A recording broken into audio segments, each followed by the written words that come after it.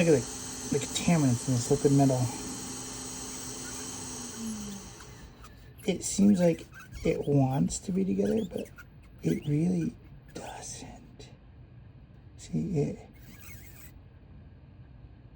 it actually doesn't stay together. This is where it will end up creating a dry spot. This liquid metal should want to stay together, but it's not. See? You see how it's pulling away?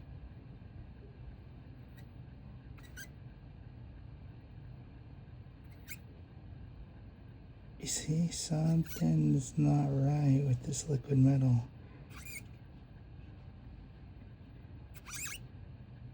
It's gonna be replaced.